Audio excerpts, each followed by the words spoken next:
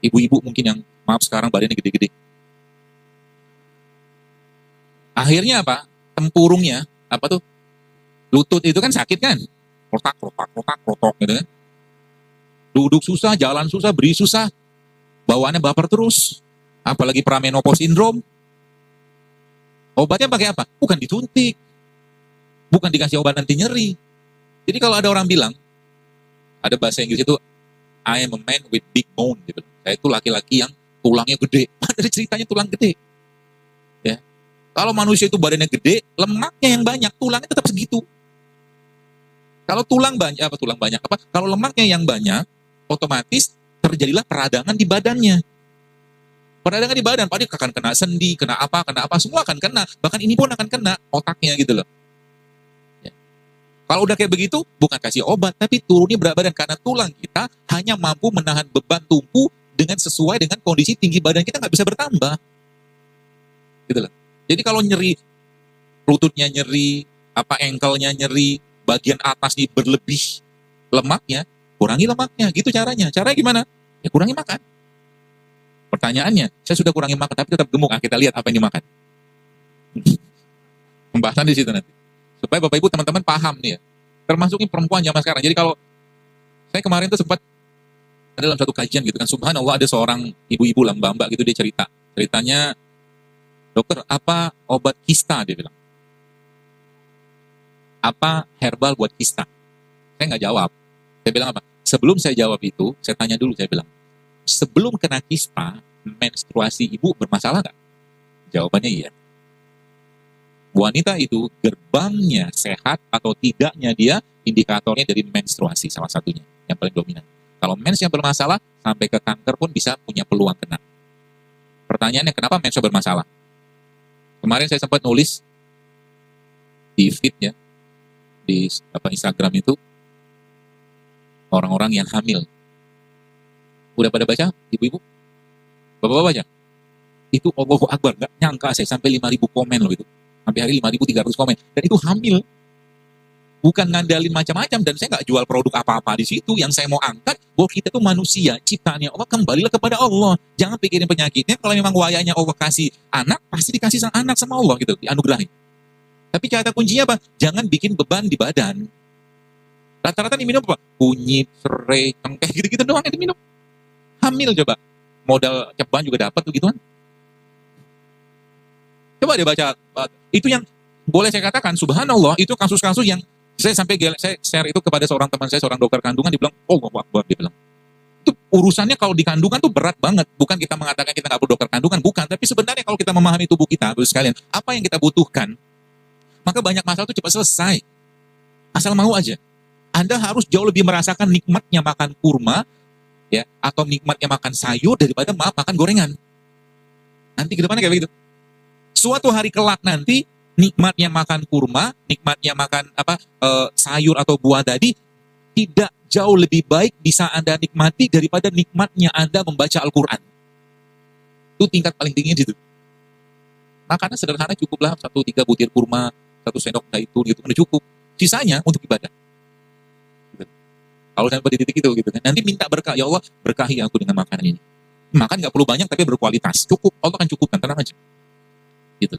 Jadi kalau kita tuh fasenya sekarang, fase hidup nggak sehat. Fase kedua, masuk ke fase makanan minuman sehat. Nggak tahu yang jualan di luar sana tuh seperti apa, saya semoga pada sehat semua.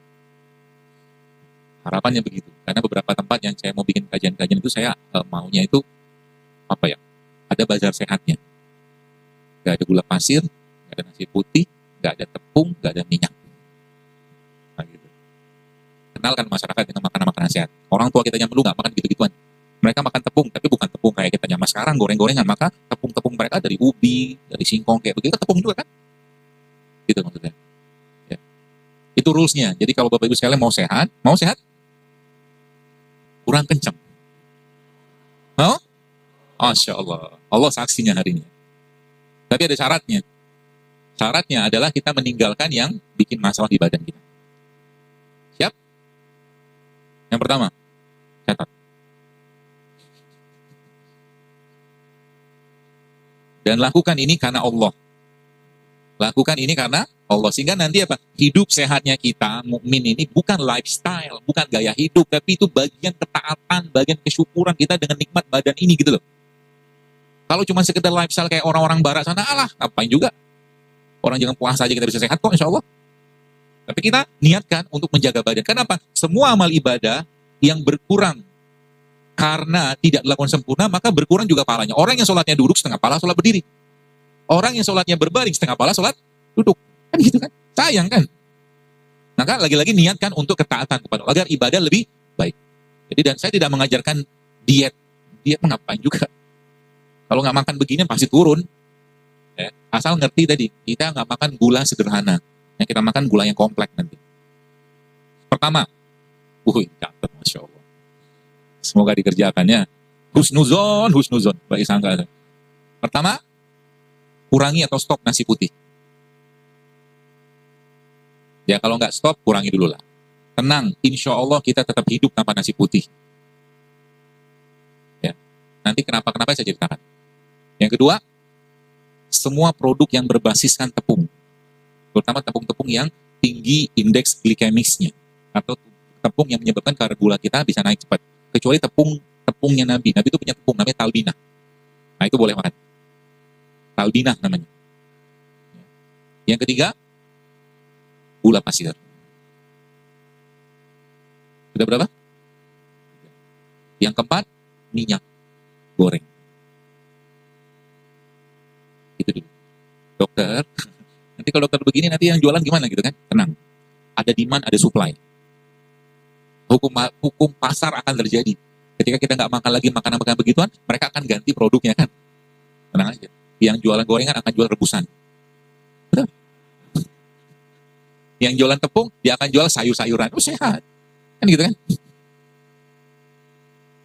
Pandai menangkap peluang itu pedagang, itu tenang aja. Jadi itu kurang itu selama 1 pekan ke depan. Kita akan buktikan di malam hari ini. Anda yang mau buktikan. Saya sih enggak. Kalau saya lebih senang, kadang-kadang tuh kemarin tuh sempat safar yang mana ya, ke lupa, terlalu banyak safar lah pokoknya. Ya kadang-kadang kan di safar itu susah dapat makanan sehat kan. Ya sedikit-sedikit lah nyampah gitu, makan nggak kayak begitu. Pulang ya, saya tahu ini badan sudah kacau nih. Nah, akhirnya saya mulai untuk puasa, bukan puasa sunat, tapi puasa untuk tidak makan minum ya. Nanti kemarin itu sempat sampai 19 jam saya makan. Buat saya ya, yang dicobain kalau nggak paham. Kenapa? Ini gula ada 3 komponen. Ada gula, ada glikogen, ada lemak. Ada gula, glikogen, lemak. Catat aja, nggak usah dipahami, nggak usah diingat juga apa-apa, sekedar tahu aja. Jadi gula itu transformasinya kalau nggak dipakai di badan jadi glikogen. Kalau nggak dipakai jadi lemak. Jadi gula ujung-ujungnya jadi lemak, paham gitu ya? Nah, gula itu, glikogen ini Bapak sekalian, glikogen itu disimpan, ini ilustrasi aja, disimpan di kulkas bahasanya. Glikogen disimpan di kulkas, si lemak disimpan di chiller. Oke? Glikogen di mana? Kulkas, lemak, chiller. Ada singa. Singa ini biasa kita 1 hari kita kasih makan dia 10 kg daging. Lalu singa itu kita nggak kasih 10 kg daging, kita cuma kasih dia ya mungkin 3 kg ya, berarti 2/3-nya kita cut, kita potong makannya dia. Lalu singa yang tadi cuma dikasih 3 kg daging tadi, kita lepas ke kerumunan orang. Apa yang terjadi? Singa tadi pasti akan makan orang untuk memenuhi asupan tenaganya dia kan. Jadi ini ilustrasinya begitu. Tubuh kita ketika tidak ada cadangan kalori yang masuk, yang ada di kulkas ataupun di gulanya, maka dia akan bongkar yang ada di chiller. Jadi sebenarnya kalau Anda ngerti ilmu ini, gak usah repot-repot ikut program diet. Kita mau mengakses chiller. Chiller, kalau ibu-ibu yang masak ayam atau ikan beku itu kan, kalau Anda masak itu mau dimasak kan di defrost dulu, dicairin dulu semalaman kan. Maka sebenarnya ketika masih ada sisa kalori yang ada di kulkas, bahasanya gitulah, tubuh tidak akan mengakses chiller. Chiller isinya tadi apa? Lemak. Maka kalau tahu caranya, kita udah terlalu banyak lemak akibat dari gula. Sumber gula dari apa? Yang 4 tadi itu. Tepung, nasi, sama gula pasirnya. Maka apa yang terjadi, Bapak sekalian? Yang terjadi adalah tubuh akan mengakses, mengambil energi yang berasal dari chiller. Bagaimana caranya? Caranya jangan pakai bahan bakar yang ada di kulkas. Sehingga apa? Diprolong puasanya. Paham maksudnya? Puasanya diperpanjang. Bukan tidak makan, kita nggak makan, tapi kalau misalkan kayak hari ini misalkan ada puasa nih, nanti buka puasa tidak apa-apa, ya, pakai sesuai dengan sunnah Nabi gitu kan, kita berbuat pakai kurma, pakai air putih, udah makan, cukup sebenarnya 3-4 butir, 5 butir, meskipun itu gula juga, nggak apa-apa, tapi itu gulanya kompleks, biarin tubuhnya lapar.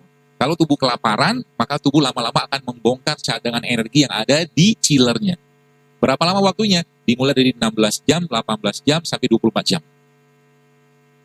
Dahsyat banget, Pak. Ilmu ini, Bapak sekalian, dipakai sama orang-orang barat untuk mengobati orang diabetes. Ilmu puasanya. Syaratnya apa? Susah memang. Bayangin lagi mau buka puasa, karena masjid raya di sini katakanlah buka puasa gitu kan, ada takjil bareng gitu kan, baru saja mau begitu, tiba-tiba piring lewat tuh. Piringnya lewat. Isinya, gitulah. Maka sering saya bilang, masjid itu harusnya menjadi pusat penyehakan umat. Di samping pusat dakwah.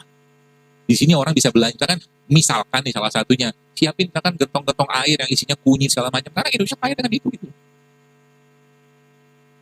Bisa dipakai. Ramadan jangan lagi ada sirup di antara kita. Hah? Coba Bapak sekalian lihat di sirup itu, subhanallah, sirup itu ada peringatan loh sekarang loh. Belilah sirup yang 15 ribuan itu. Ada peringatan, jangan diminum ibu hamil menyusui sama anak di bawah 5 tahun. Baca, betul? Baca Pak? Kenapa? Karena ada pemanis buatan. Coba. Dia nggak pakai gula, pakai pemanis buatan. Ya sudah, wassalam lah. Yang diminum sirup, yang dimakan gorengan. Gula semua kan? Gula semua. Akhirnya apa? Alhamdulillahirabbil alamin. Baru baca 1 ayat, Al-Fatihah sudah tidur. Saran, mungkin Pak Haiban mau ganti nanti bulan Ramadan. Ganti menu buka puasa. Nggak ada sirup, jadi nggak ada nasi. Ibu-ibu juga kasih tahu nanti, kalau mau kasih takjil, ada syarat mau kasih takjil di sini. Kan bisa dibina, kan ini kan kebiasaan aja sebenarnya kan. Bisa, karena kemarin waktu saya bikin tablik akbar di Batam itu, subhanallah, itu akhirnya dibikin sama panitia bazar sehat. Dikenalkan dengan produk-produk sehat. Dan ternyata luar biasa banyak doa, Masya Allah. Dan itu UKM-UKM rumahan semua. Jadi akhirnya jadi pasar-pasar masjid gitu. Maksudnya pasar umat saat itu. Saya katakan tuh beli tuh tepung-tepung non gluten, tepung-tepung sehat, gula-gula sehat, banyak sekali. Bahkan ada, saya baru tahu juga ada kecap dari kelapa, gitu. Nggak dari kedelai. Bahkan tempe itu kalau Bapak Ibu mau sedikit modifikasi ya, itu tempe itu kita bisa buat bukan hanya dari kacang kedelai, dari biji manggis juga bisa dibikin tempe. Yang kita butuhkan fermentasinya sebenarnya. Gitu.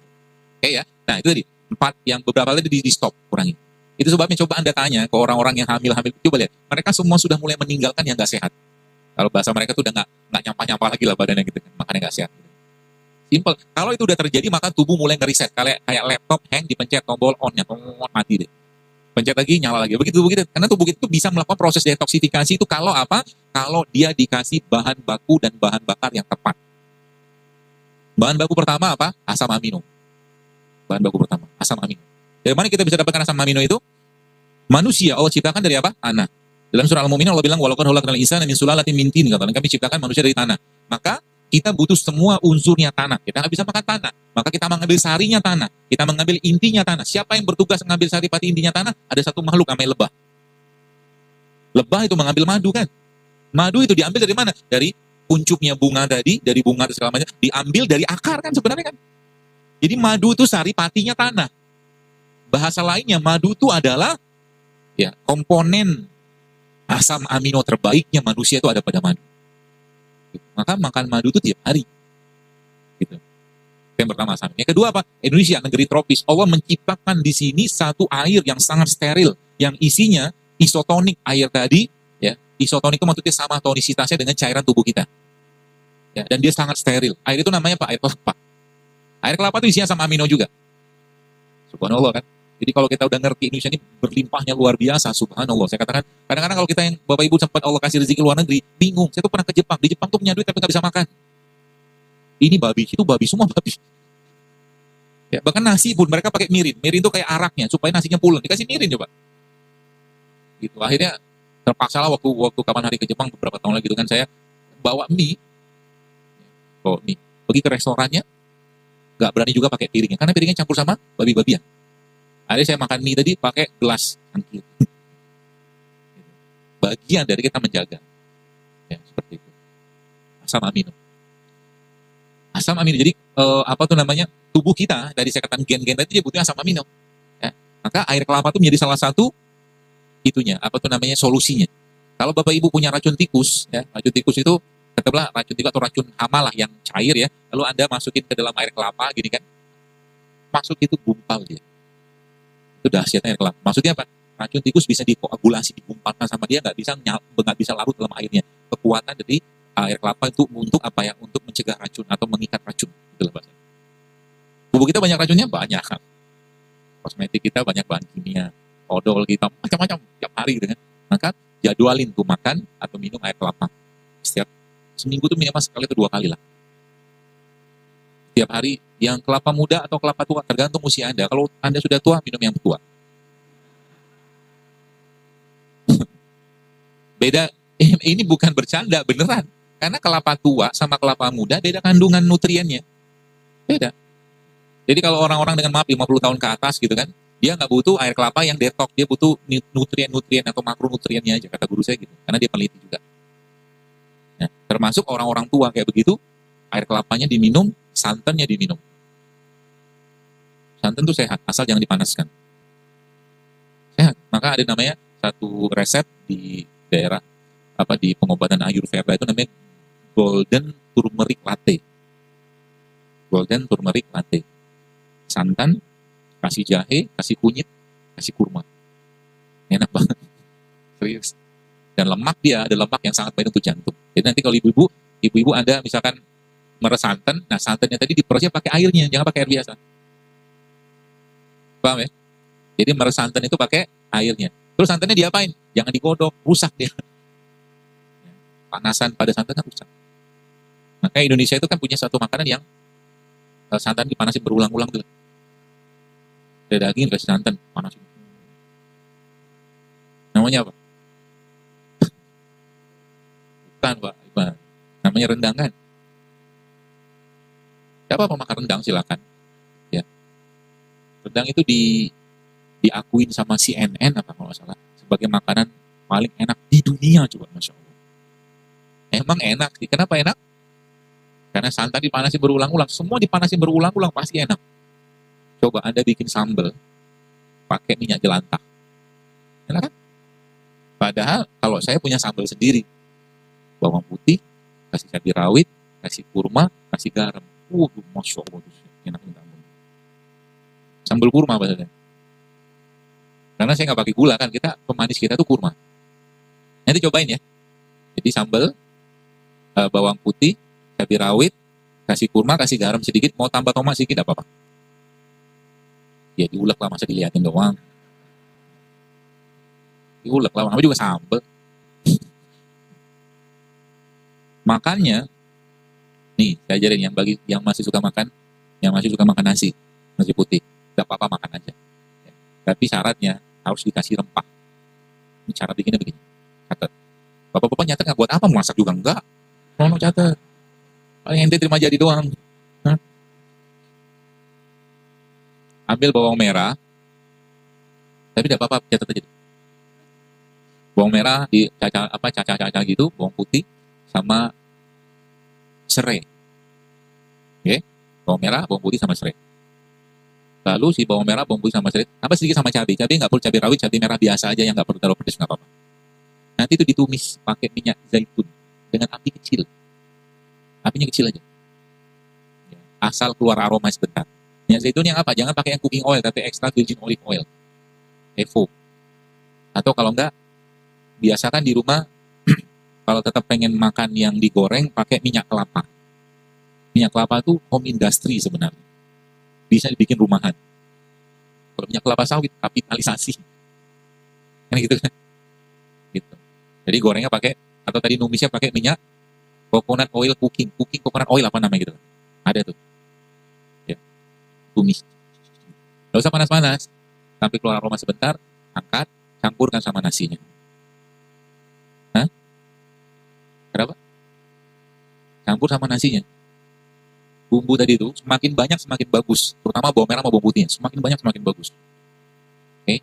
Karena bawang merah bawang putih salah satu sayuran yang nama itu alium. Dia mengandung serat yang sangat tinggi. Samping anti kanker banyak lah bawang-bawangan itu. Aduk-aduk gitu kan. Lalunya lagi, kau udah teraduk tuh. Bawangnya banyak, merahnya banyak, putihnya banyak. Tambahkan sedikit dengan kismis. Sedikit aja kismis buat ada rasa manisnya. Lalu, tempe. Tempe itu sehat. Asal jangan digoreng. Ya, mulai sekarang kalau makan tempe, sebenarnya tempe itu nggak mentah. Karena kedelainya kan udah direbus. Ya kan? Ya, dia tempe udah matang, kedelai udah matang. Cuman bahasa kita mentah tuh karena nggak digoreng aja. Ya. Nanti tempenya tadi, sama sambal tadi, Anda penyet. Bayang? Penyet-penyet sampai dia agak hancur gitu, lalu campurkan ke nasi tadi. Ya. Dan tambahkan sedikit sama suiran kurma. Suiran. Mana nggak tahu suiran sih? Suwirno Pak, Suwirno. Bapak nggak paham, ibu paham. Makan soto ada ayamnya tuh, suiran ayam. Ini suiran kurma. Aduk-aduk makan, enak banget. Itu nasi yang insya Allah penuh dengan enzim, penuh dengan vitamin, penuh dengan mineral, ada asam aminonya juga. Sehat. Jangan usah banyak-banyak makannya. Kecuali Anda pakainya beras merah, coklat, atau hitam. Itu lebih baik. Sebab apa? Masih tinggi seratnya. Ya. Kalau beras putih, saran saya atau nasi putih jangan banyak-banyak. Jadi kalau tetap pengen makan nasi putih, saya sih tidak bisa melarang. Tapi kalau tetap ya nggak apa-apa. Mungkin sesendok, 2 sendok aja. Nanti lihat, Anda akan mulai percaya kata-kata saya. Ini nih udah ribuan orang ngerjain dan dibilang ngantuknya hilang, bapernya hilang loh, benar-benar hilang.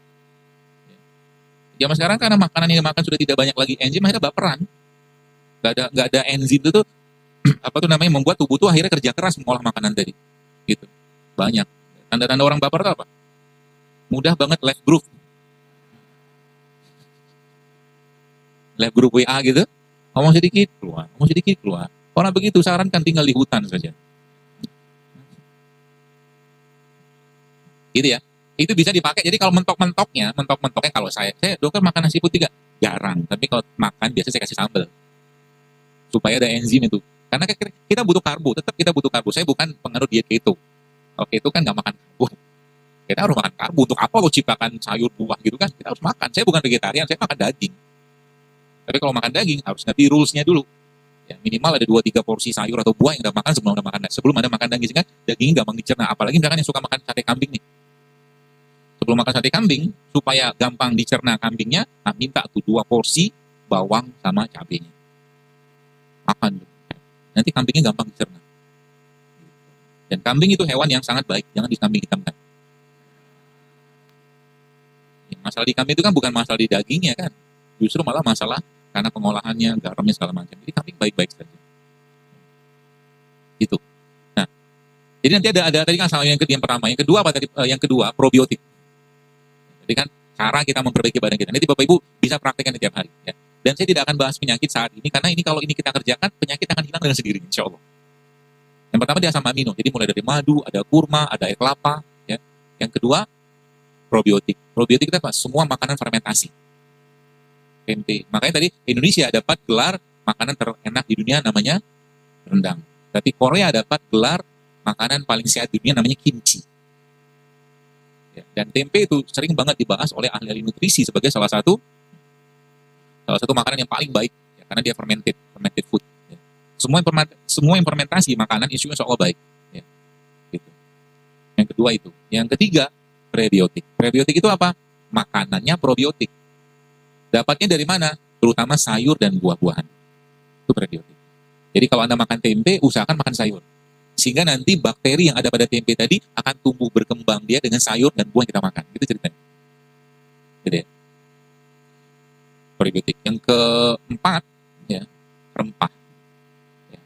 Rempah itu contohnya apa ya? Kayak cengkeh, kayu manis, ketumbar, jinten, pala, rempah. Ya. Tiap hari, nih 1, 2, 3, 4 ini ada asup. Berikan makanan, karena itu yang kita butuhkan. Ya, di luar tadi kita bicara puasa segala macam, atau mungkin herbal-herbal Nabi yang bagi sebagian yang susah mendapatkan, atau mungkin belum bisa mendapatkan, katakanlah beli ini, itu tidak apa-apa, kita pakai produk lokal aja. Ya. Itu yang keempat, prebiotik. Yang kelima, rimpang. Rimpang adalah tumbuhan yang batangnya dalam tanah. Rimpang. Ya. Ngandalin 2 rimpang ini aja, subhanallah, harusnya negeri kita ini bisa bebas kanker. Duanya aja, jahe sama kunyit. Ya, karena kita dapetin kunyit putih kan susah. Ya, ngandalin 2-nya. Kalau boleh saya katakan, saya sempat diskusi dengan seorang teman saya, dia bilang gini, kita ini negeri yang kurang bersyukur, dia bilang, Allah kasih kita rempah, Allah kasih kita rimpang, tapi jarang kita manfaatkan. Bangga dengan minuman-minuman kemasan, bangga dengan minuman-minuman soda, bangga dengan minuman-minuman yang tinggi gula, ya sudahlah, merajalela penyakit. Kalau Anda lihat yang sekarang, Saudi Arabia, Masya Allah ya, di sana tuh apapun makanannya, minumannya soda. Betul?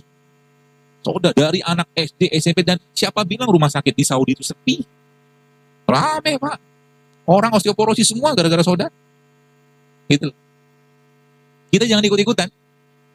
350 tahun kita dijajahin, diambil rempah sama dia. Maka ganti semua tuh minuman-minuman kemasan kita dengan rempah-rempah, rimpang-rimpangan. Pagi-pagi, bikin jahit, prek, kasih air panas, kasih madu, selesai. Kunyit. Jangan malu jadi pemuda rimpang. Ikhwan rimpang. Kenapa? Karena ujung-ujungnya kalau nanti Anda ketemu dengan akhwat, atau nanti ketemu sama akhwat, atau akhwat tuh nanti lagi ta'aruf, tanya, ente satu hari minum madu berapa kali? Membahas tentang kebiasaan kesehatan. Kenapa? Kan salah satu tujuan pernikahan mau punya anak.